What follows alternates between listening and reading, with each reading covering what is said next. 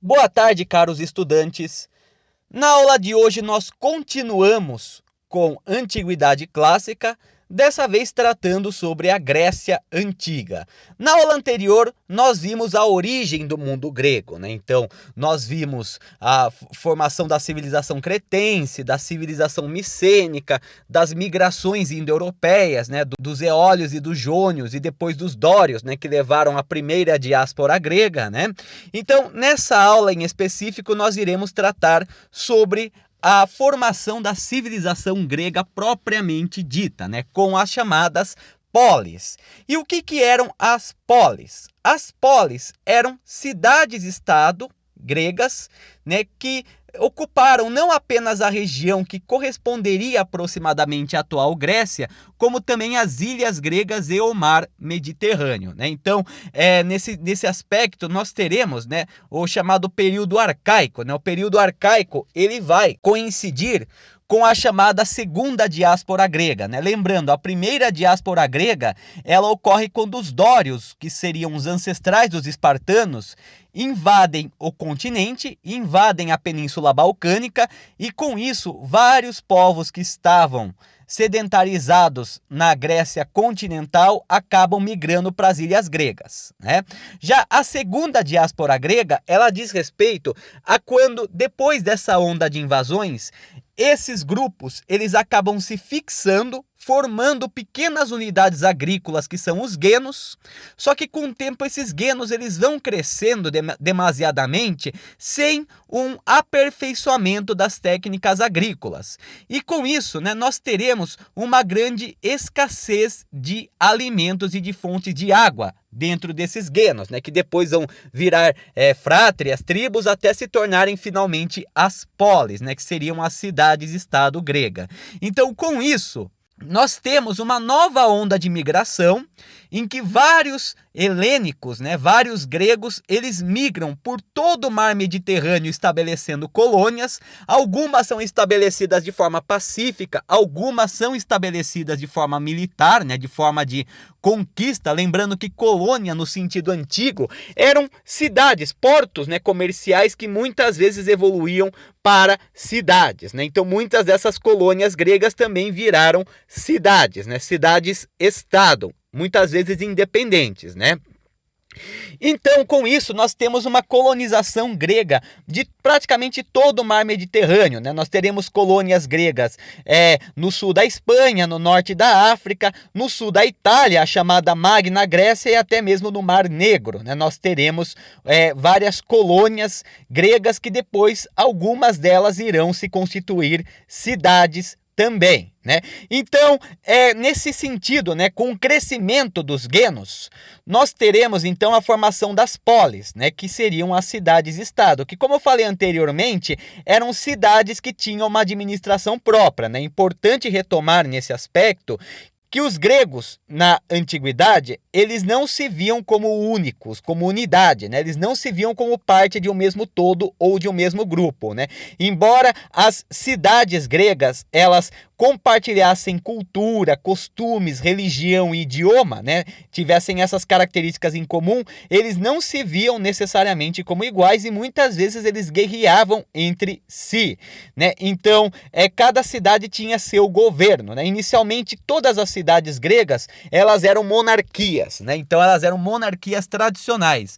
Monarquias que muitas vezes a família real ou o rei evocava alguns dos mitos gregos para justificar o seu poder, né? Então se consideravam descendentes de um herói ou mesmo de um deus grego para justificar o seu poder. No entanto, no período arcaico, nós já teremos uma diferenciação entre essas cidades e na maior parte delas a monarquia será abolida, dando origem a outras formas de governo, algumas das quais nós iremos tratar nessa aula.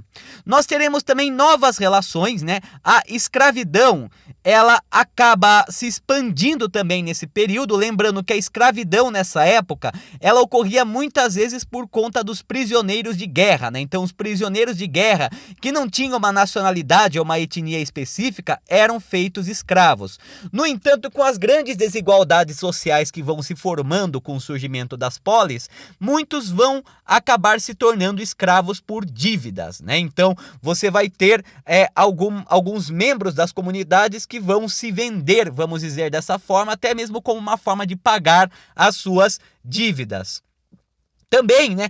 Agora, se antes a escravidão ela era bastante restrita nos períodos anteriores, agora a escravidão vai se tornando um negócio também, né? Então, com as colônias gregas no mar Mediterrâneo, vai surgindo um comércio de escravos, né? Um comércio marítimo de escravos no mar Mediterrâneo. Nessa época, também no período arcaico, nós temos o surgimento do alfabeto fonético, que acaba originando o alfabeto grego.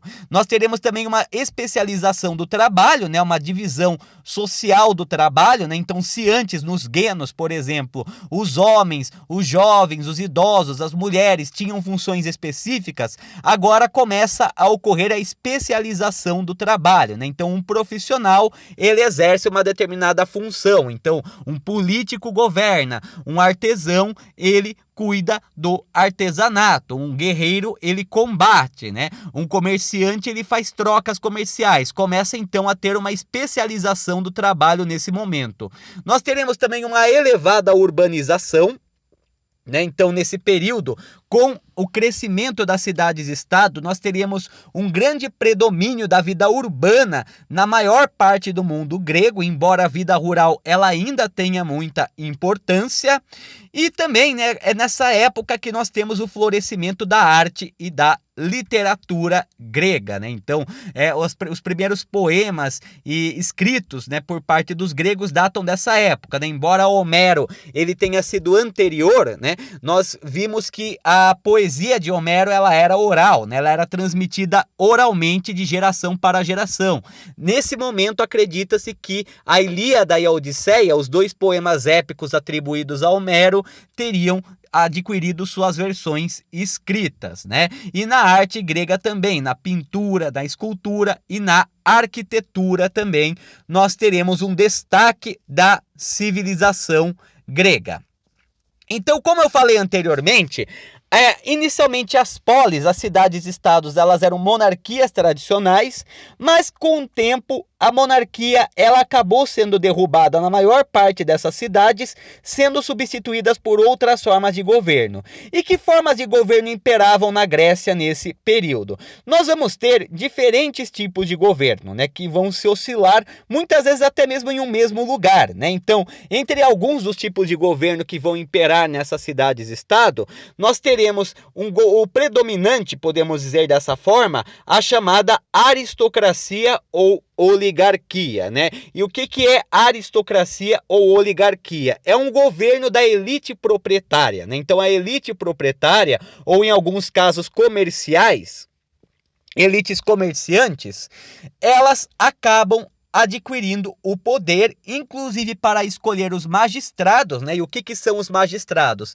Magistrados eram membros, né? Eram cidadãos, vamos dizer dessa forma, que eram eleitos para exercer uma determinada função, tipo o estratego, que era o comandante militar, né? Nós tínhamos também alguns que eram responsáveis pela administração pública, alguns que eram responsáveis pelas obras públicas, entre outros exemplos, né? E que apenas a elite, né, os mais ricos, os que tinham mais terras, os que tinham maior parte dos bens de produção, eles que acabam tomando as decisões na política via assembleia, né? Então, tanto a aristocracia quanto a oligarquia se caracterizam dessa forma, né? Como um governo de elites. Não é mais um rei que governa absolutamente. É uma elite de proprietários que acaba tomando as decisões por todos. A diferença entre um e outro é uma diferença mais técnica, na verdade, né? Na verdade, essa terminologia, né, aristocracia e oligarquia, teria surgido com Platão e depois seria aristocracia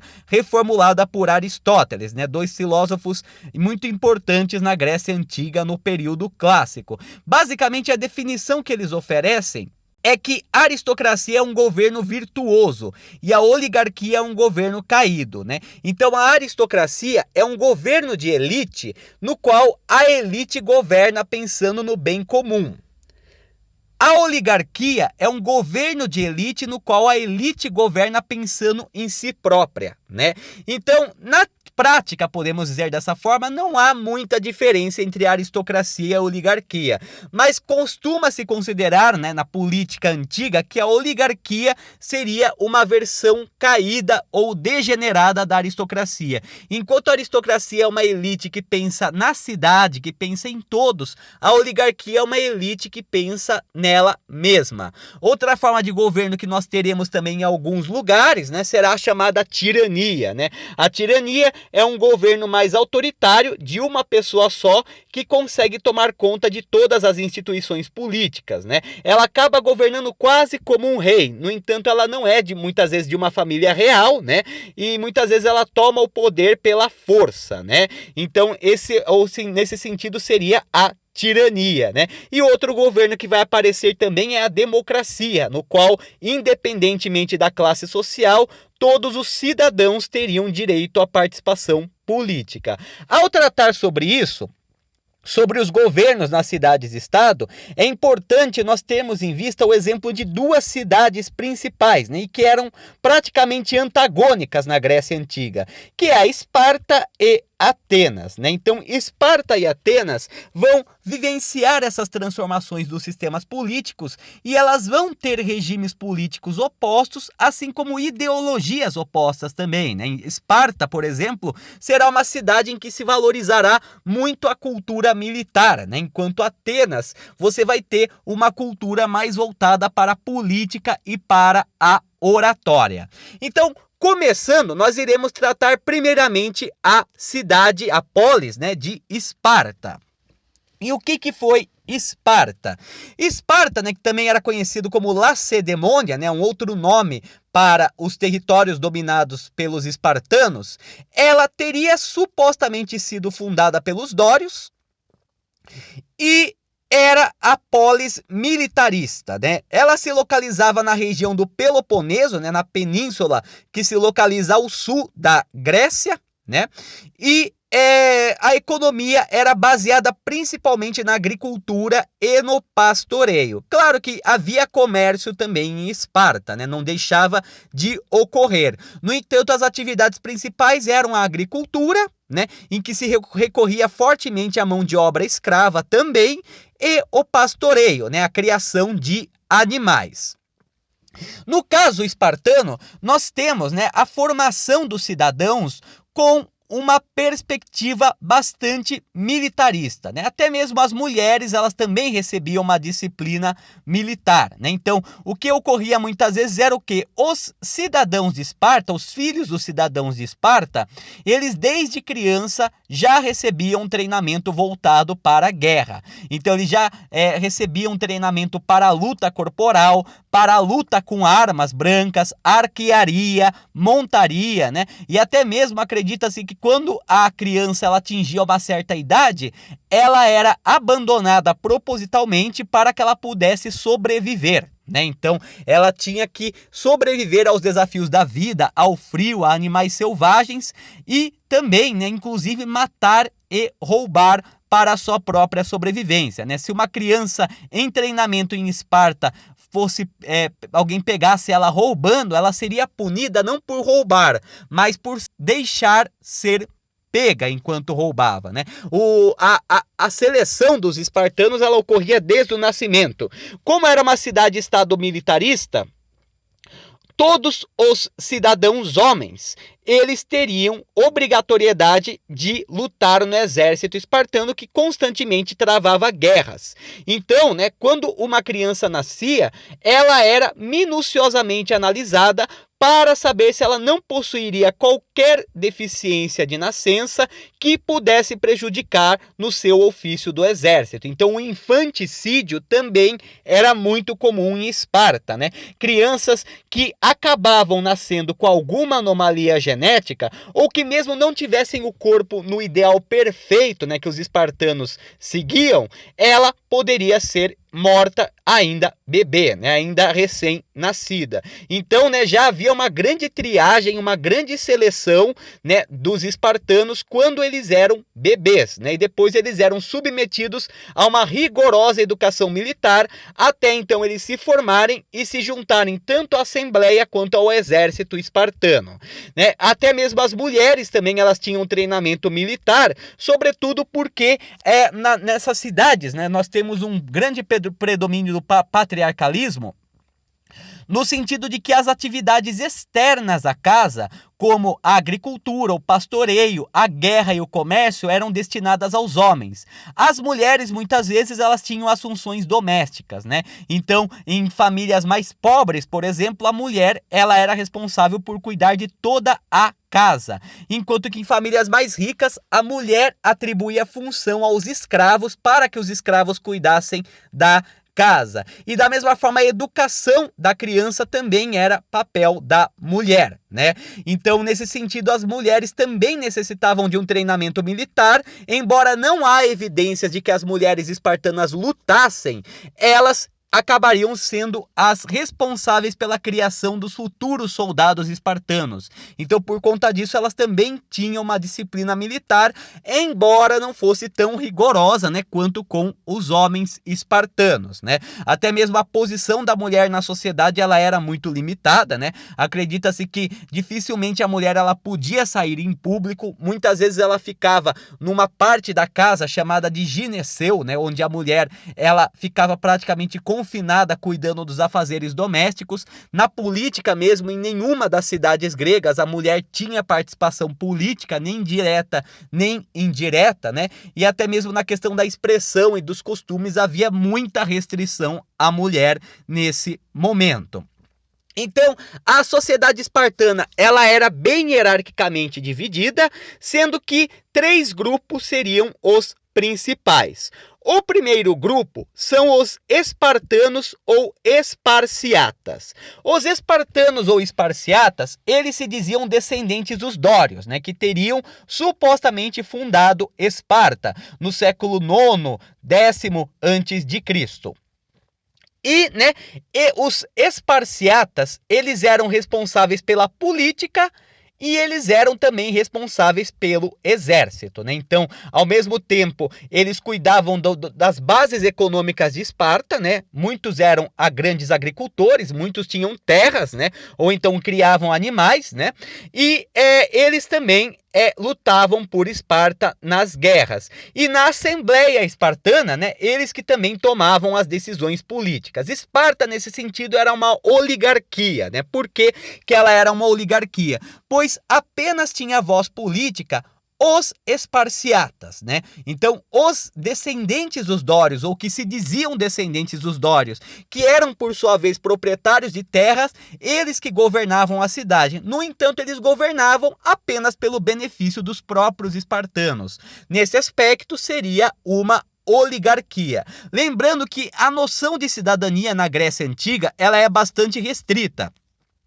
Na maioria das cidades gregas, os cidadãos eram apenas maiores de idade do sexo masculino, filho de pai e mãe daquela cidade e que fossem livres, né? Então, mulheres, escravos, estrangeiros, filhos ilegítimos, eles, mesmo que vivessem na cidade, eles não tinham qualquer voz política, né? Então isso é uma coisa importante de se deixar claro. Quando se fala cidadão espartano, são apenas os esparciatas, são apenas os grandes proprietários de terra descendentes dos dórios. Eles apenas que tinham direito à participação política. e ocupavam, portanto, os principais cargos políticos também. A classe intermediária que existia em Esparta eram chamados periecos.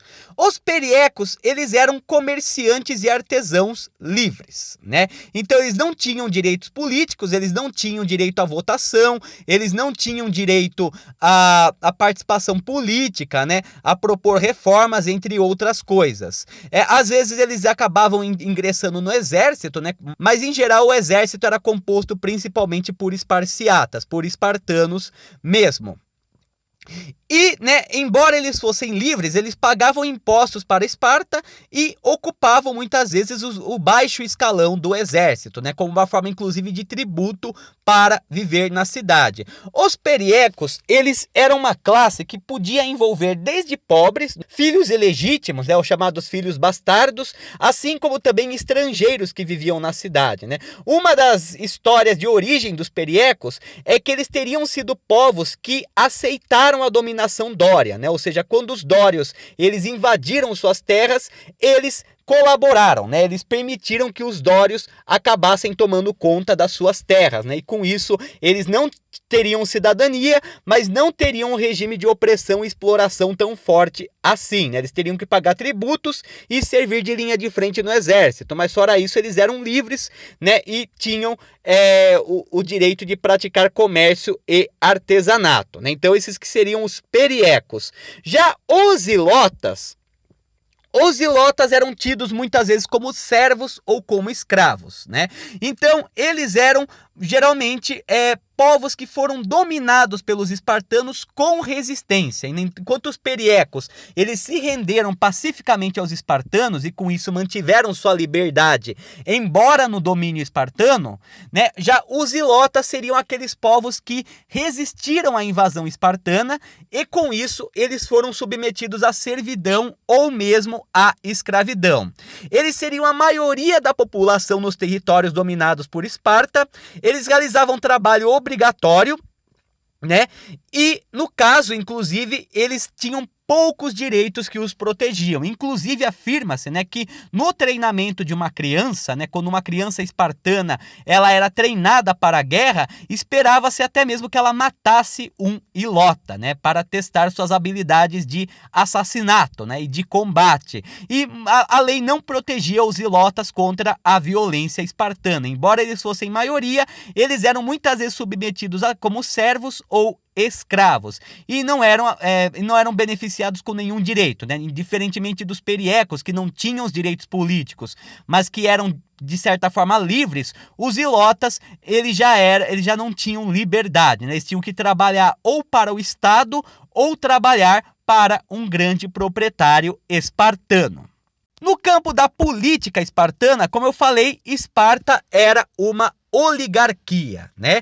Então, nesse sentido, né, você tem uma elite que governa, mas que governa para o próprio bem. No caso, a elite espartana que governa pelos espartanos, né? Não havia nenhuma iniciativa de melhorar os aspectos dos periecos e dos ilotas, nem de garantir mais direito a eles. Era um governo voltado totalmente para os espartanos.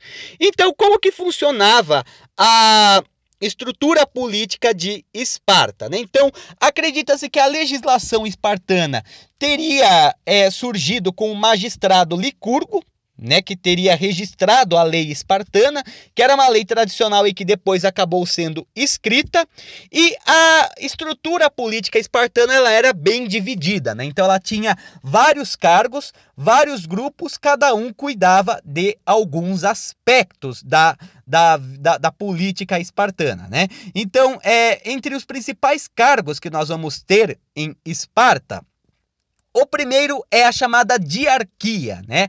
A diarquia é uma forma de monarquia, só que com dois reis, né? Então você tinha dois reis que exerciam funções militares, em geral eles eram generais em batalha e também sacerdotes, né? Eles cuidavam das funções religiosas, né?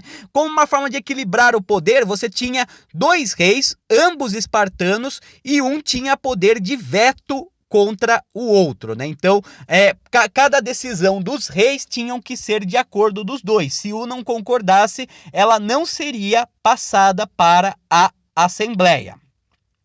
Nós tínhamos também a gerúsia.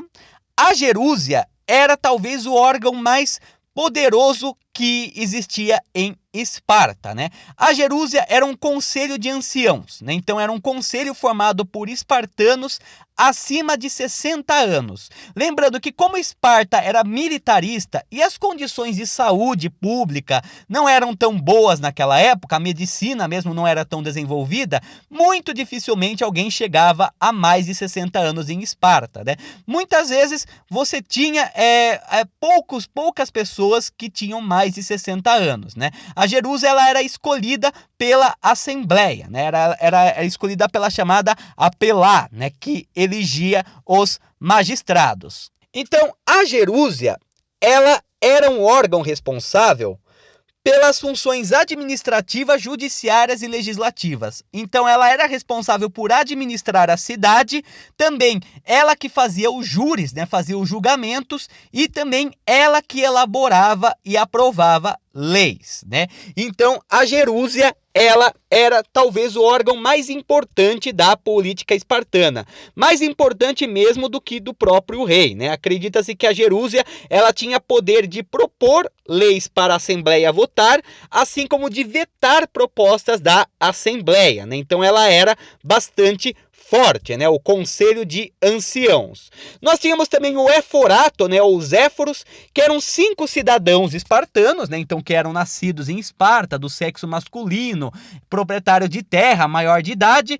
que eram muitas vezes sorteados ou eleitos, né? Inicialmente a escolha do Eforato era por sorteio, depois eles passam a ser eleitos pela Apelá ou Assembleia, né? Então eram 5 cidadãos que tinham um mandato de 1 ano e fiscalizavam a função dos reis e aplicavam também a justiça. Então, eles fiscalizavam a atuação dos reis, inclusive podendo depor os reis, se os reis não cumprissem sua função, e também aplicavam a justiça, né? Junto com a Gerúsia, eles tinham também uma função de juiz. E por fim, a Apelá, que era uma assembleia formada por todos os cidadãos espartanos com mais de 30 anos, né? Lembrando, então, que nesse momento, né, mulheres não faziam parte, periecos e elotas de forma alguma, filhos ilegítimos estrangeiros não faziam parte da Apelá, né? E também espartanos menores de 30 anos também não. Lembrando que como Esparta era militarista,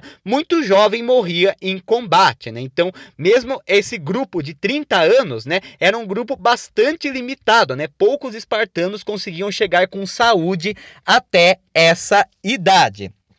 E a Apelá, então, ela era, vamos dizer assim, o poder de escolha, né? Eram todos os cidadãos espartanos com mais de 30 anos, que, no caso, eles tinham a opção de eleger tanto a Gerúsia quanto o Eforato, assim como também outros cargos de magistrados, né? E também, né, eles podiam propor leis para a Gerúsia, né? E a Gerúsia, inclusive, tinha o direito de vetar, né, as leis propostas pela Apelá, né? Então, nesse sentido, assim que era a estrutura política espartana, né? Você tem, então, uma divisão de poderes, né? Você tem um poder dividido, não é que nem no caso do Egito ou da Babilônia, em que você tinha um rei sacerdote, né? Um rei que cuidava de todas as funções, governava de forma absoluta, né? Nas cidades gregas, né? Depois que a monarquia ela é abolida, você começa a ter uma divisão de poderes, né? Na maior parte das cidades. E em Esparta era bem dividido, embora, como a gente possa ver, a instituição mais poderosa era a Gerúsia, né? Era o Conselho de Anciãos, que tinha o maior poder administrativo e poder de veto com relação às outras entidades, né? Embora a maior numericamente fosse a Apelá, né? Que era a Assembleia de Cidadãos Espartanos. Já Atenas, né, que era a antagonista no caso de Esparta, né, ela tem uma história bastante diferente, né, também teria surgido mais ou menos no século IX a.C., teria sido fundada pelos jônios, né, que foram um dos povos expulsos pelos dórios na primeira diáspora grega, e Atenas teria sido fundada quando os jônios se estabeleceram na região da Ática, né? Atenas era uma cidade marítima, tinha uma grande proximidade com o mar e por conta disso, embora se praticasse a agricultura e o pastoreio, o comércio tinha uma importância muito maior, né? Então, aí já vemos, né? Em Esparta, a agricultura e o pastoreio eram mais importantes, né? Já em Atenas, você tinha o comércio, principalmente o comércio marítimo, como atividade mais importante, né? E com isso Atenas acabou criando várias colônias na costa da Turquia, por exemplo, né? Havia várias colônias fundadas por ateniense. Inicialmente Atenas era uma monarquia com um rei, né, chamado de Basileu, inclusive um rei que se baseava das raízes míticas, né? Costuma-se considerar, segundo a tradição, que o primeiro rei de Atenas teria sido Teseu, né? O mesmo que matou o Minotauro, o herói mítico, e que os reis de Atenas eram descendentes de Teseu, né? Então, com isso, havia um poder ideológico religioso. No entanto, depois a monarquia ela acaba sendo derrubada, né? Se instaura então uma oligarquia barra aristocracia e depois se forma uma democracia. Então, no século VIII a.C., logo após a fundação de Atenas, você tinha uma vida predominantemente rural, mas o comércio e o artesanato já prosperavam. No século VII a.C., nós teremos uma grande estratificação da sociedade ateniense. As classes sociais em Atenas, elas podiam ser divididas entre atenienses, estrangeiros e escravos, né? Então, os atenienses, eles eram divididos em 4 grupos inicialmente. Os primeiros eram chamados eupátridas, ou bem-nascidos, né, do grego antigo. Eram homens atenienses, filhos de atenienses e grandes proprietários de terra e de escravos. Eles tinham direitos políticos, eram os que inicialmente eram considerados cidadãos. Então, inicialmente, por volta do século VII a.C., nem todo ateniense era cidadão, apenas os que tinham grandes propriedades, apenas os que controlavam os meios de produção e tinham escravos, né, que seriam os eupátridas. Aí então, os eupátridas, eles consolidaram uma oligarquia em Atenas, né? Então eles fizeram um governo de elite, mas um governo de elite que não visava muitas reformas sociais, né? Visava apenas o próprio benefício, né? Aí nós vamos ter outras classes também de atenienses, que são os demiurgos, que eram atenienses ligados ao comércio e artesanato, que com o tempo, né, com a expansão comercial de Atenas, acaba se transformando num grupo social muito importante, né? Inclusive os demiurgos, quando o comércio prospera em Atenas, eles vão acabar reivindicando cada vez mais o poder político, né?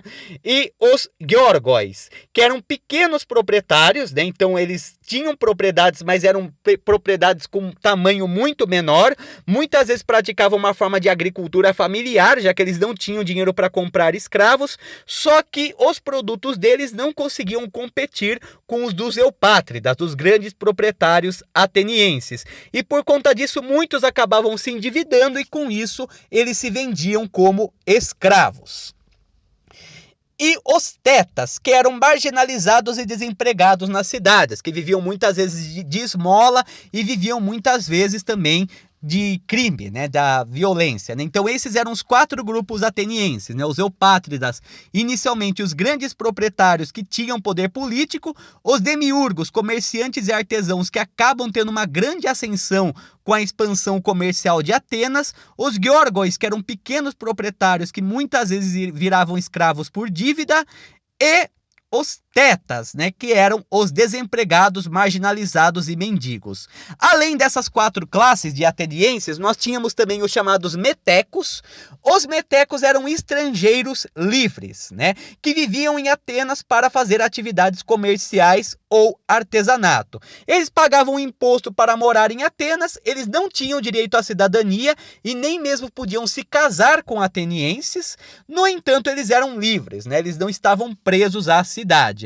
E os escravos, que eram muitas vezes prisioneiros de guerra, filhos de escravos, pessoas que se venderam por conta da dívida, ou então adquiridas a partir do grande tráfico de escravos que se desenvolve no mar Mediterrâneo nessa época, e que eram a maioria da população e realizavam vários tipos de trabalho, né? Entre eles, desde o trabalho doméstico, até mesmo algumas outras formas de trabalho, né? Trabalhos para o Estado, trabalhos nas minas, nas terras, prostituição, né? Assim como também alguns, né, que eram especializados na sua terra de origem também atuavam às vezes como contador de seus senhores ou então até mesmo conselheiros, né?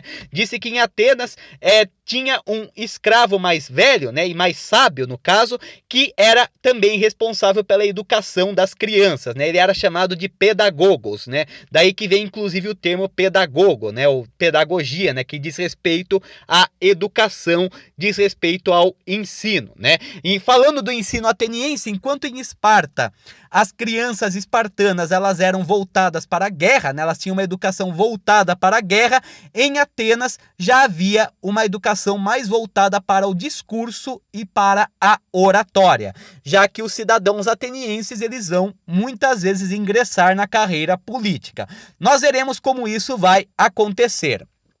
Atenas tinha um regime bem característico nessa época, que foi a democracia.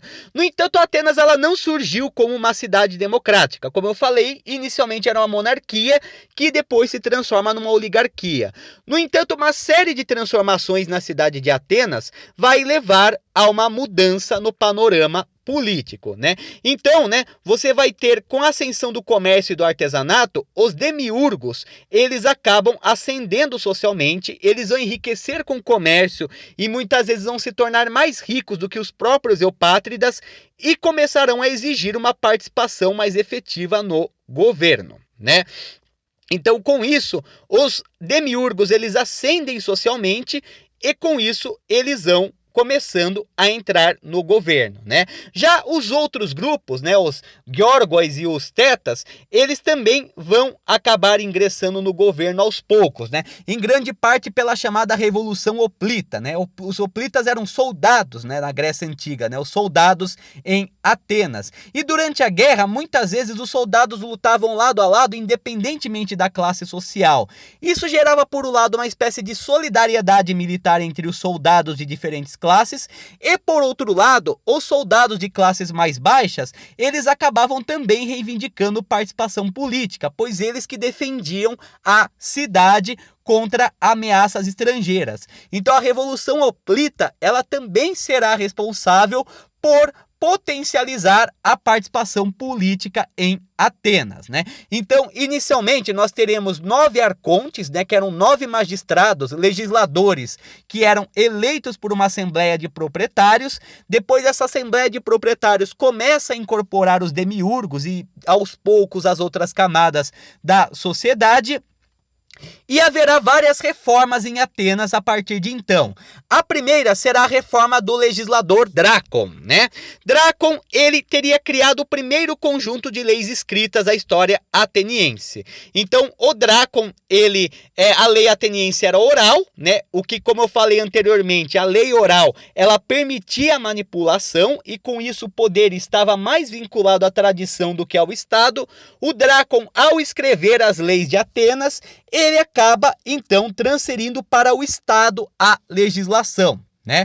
Outra característica também do Drácon é que ele colocou pena de morte para praticamente todos os crimes. Daí que vem, inclusive, o termo leis draconianas, né? O que são leis draconianas? Leis draconianas, né, costuma se considerar leis, né, cuja punição é muito maior do que o dano causado, né? Então, por exemplo, um dano que não é tão forte assim é punido de uma forma muito mais severa, como, por exemplo, alguém rouba uma mercadoria barata e acaba sendo condenado à execução, né? Então, isso que seria a lei draconiana. Drácon, ele acabou colocando leis muito rigorosas em Atenas para manter a ordem social. No entanto, embora ele tivesse transcrito as leis, ele ainda manteve os eupátridas, a elite, no poder. Quem vai reformular essas leis é o Solon, outro legislador, que vai, no caso, amenizar as leis de Drácon, né? Então vai colocar penas mais proporcionais ao dano causado. Além disso, ele vai permitir também uma maior participação dos atenienses nas políticas, embora as classes mais populares, as classes pobres, não tivessem direito à participação política ainda. Ele vai eliminar a escravidão por dívidas, né? Vai devolver as terras confiscadas também por dívidas para os Georgois, fará uma reforma monetária, criando um sistema de moedas em Atenas, além também de unificar o sistema de pesos e medidas na em Atenas e suas colônias, né? E ele também acaba com a divisão anterior entre eupátridas, demiurgos, geórgos e tetas, né? Ele faz uma divisão agora com base na renda, não apenas na propriedade. A reforma de Solon, ela privilegia os demiurgos e privilegia os geórgos. Ela privilegia os geórgos, né, porque assim ela impede a escravidão por dívidas e impedem também os eupátridas de confiscar as terras dos geórgos, né? Então os pequenos proprietários, eles acabam sendo favorecidos por Solon. Já os demiurgos, eles serão favorecidos, pois agora o critério para a participação política não será apenas a quantidade de terras, mas a quantidade de riquezas. E como os muitos demiurgos, comerciantes, grandes comerciantes, eles eram mais ricos do que os próprios eupátridas, com isso eles passam a ter acesso à política também. No entanto, vai haver uma grande convulsão social em Atenas nessa época. As camadas que não serão favorecidas pela reforma de Solon acabarão, então, sendo marginalizadas da política e vão reivindicar direitos políticos, né? E a grande consequência dessa convulsão política em Atenas será o golpe que Pisístrato irá instalar em Atenas, né? Então Pisístrato, que era um ateniense de bastante importância política, ele acaba dando um golpe, dissolvendo os magistrados, né, dissolvendo a Assembleia, com forte apoio popular, né, com muitas promessas de apoio às classes menos favorecidas, e com isso ele instala uma tirania, né, onde ele passa a ter plenos poderes. Ele confisca terras da nobreza e entrega aos pequenos agricultores, né? Com isso também ele acaba fortalecendo seu apoio entre as camadas populares. No caso, as camadas populares não passam a ter direitos políticos porque Pisístrato centralizou o poder, mas com isso elas acabam ganhando mais direitos sociais e econômicos do que elas possuíam anteriormente. E depois de Pisístrato, quem vai administrar e reformar a política ateniense será Clístenes, né? Ele divide Atenas em 10 distritos chamados demos e institui um conselho com 500 membros que deveria elaborar projetos de lei, né? Então é assim, ele cria o chamado Conselho dos 500, que nós iremos ver. E também ele institui a participação política para todos os cidadãos, a chamada democracia ateniense. Lembrando que cidadão em Atenas nessa época eram apenas os homens livres, maiores de idade, filhos de pai e mãe atenienses, que eram de fato cidadão ateniense. Então, estrangeiros, filhos ilegítimos, mulheres e escravos, que davam quase 70% da população, vamos dizer dessa forma, estavam completamente afastados dos direitos políticos. De qualquer forma, foi uma grande reforma, né? Pois assim, nós temos um governo popular, né? Nós temos as camadas populares. O que determina você participar da política não é a sua renda, né? Ou a sua hierarquia social, mas o fato de você ser proveniente da cidade, né? Então você tem uma noção de cidadania muito vinculada à localidade, né, a origem, né? Então, nesse aspecto, embora a democracia ateniense ela seja diferente da democracia atual em dois sentidos, primeiro que a democracia ateniense era direta, ou seja, a própria assembleia da população, a assembleia de cidadãos tomava a decisão, não tinha representantes, né? Diferentemente das democracias de hoje, que são representativas, em que a população escolhe representantes para governar em seu nome. Também da mesma forma, apenas os cidadãos de nascença que podiam exercer os direitos políticos, e não como a democracia atual, né, que envolve mulheres, né, que envolve também naturalizados, entre outros aspectos, né? Então, Clístenes, ele será o grande responsável pela democracia ateniense, né? Inclusive, ele acaba instituindo também, na sua reforma, o chamado ostracismo, né? O ostracismo, ele se configurava no quê? Basicamente, era da seguinte maneira: numa assembleia, toda proposta, ela deveria ser votada, né? Independentemente do quão estúpida ela parecesse.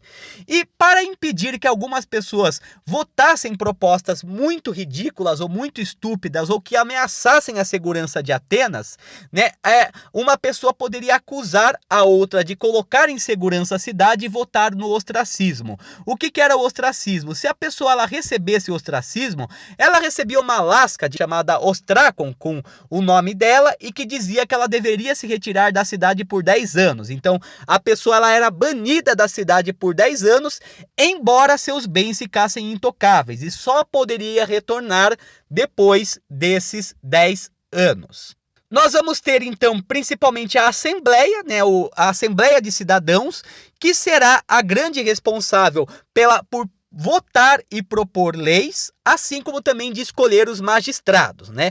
Então, nós temos a Eclésia, né, que é essa Assembleia de Cidadãos, e a Eclésia, né, ou Assembleia do Povo, que envolvia todos os cidadãos atenienses, que era uma parcela bem pequena de Atenas, né, como eu falei anteriormente, ela acabava escolhendo a Bulé, ou Conselho dos 500, que eram 500 cidadãos da Assembleia escolhidos por sorteio e que elaborava propostas de lei que eram votadas pela Eclésia. Então, tinha a Assembleia com todos os cidadãos, ela sorteava os membros do Conselho dos 500.